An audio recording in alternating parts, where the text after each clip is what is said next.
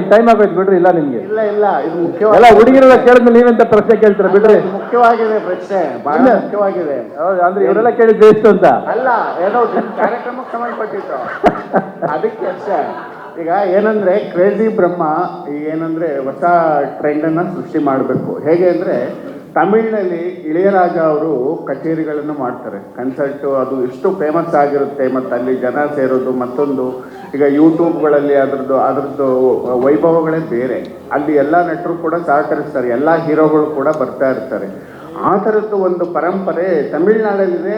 ಈ ನಮ್ಮಲ್ಲಿ ಬರೀ ದಸರಾ ಉತ್ಸವ ಮತ್ತಿತರ ಕಾರ್ಯಕ್ರಮಗಳಿಗೆ ಹಂಸಲೇಖ ಸರ್ ಮಾಡ್ತಾರೆ, ಎಲ್ಲೋ ಕೆಲವು ಅಷ್ಟೇ.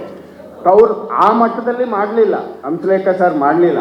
ಅಂದರೆ ಇಳೆಯರಾಜ ಅವ್ರು ಏನು ಮಾಡ್ಕೊಂಡು ಬಂದರು ಆ ಪರಂಪರೆ ಏನಿದೆ ಕನ್ನಡದಲ್ಲಿ ಆಗಿಲ್ಲ. ಈ ಕ್ರೇಜಿ ಬ್ರಹ್ಮ ಮೂಲಕ ಅದೊಂದು ಪರಂಪರೆ ಶುರುವಾಗುತ್ತಾ ಅಂತ ನಾನು ಹಂಸಲೇಖ ಸರ್ಗೆ ಕೇಳ್ತಾ ಇದ್ದೀನಿ.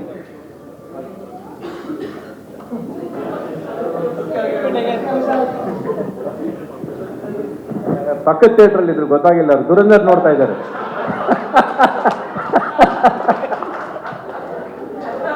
ನಾನು ಸ್ವಲ್ಪ ಬಾಣಂತಿ ಆಗಿದ್ದೀನಪ್ಪ, ಕಿವಿ ಮಂದವಾಗಿದೆ. ಇನ್ನು ಅಷ್ಟುದ್ದ ಪ್ರಶ್ನೆ ಕೇಳಿದ್ರೆ ಕಷ್ಟ, ಕೇಳು. ನಾನು ಅದಕ್ಕೆ ಹೇಳಕ್ಕಾಗಲಿಲ್ಲ ಪ್ರಶ್ನೆ.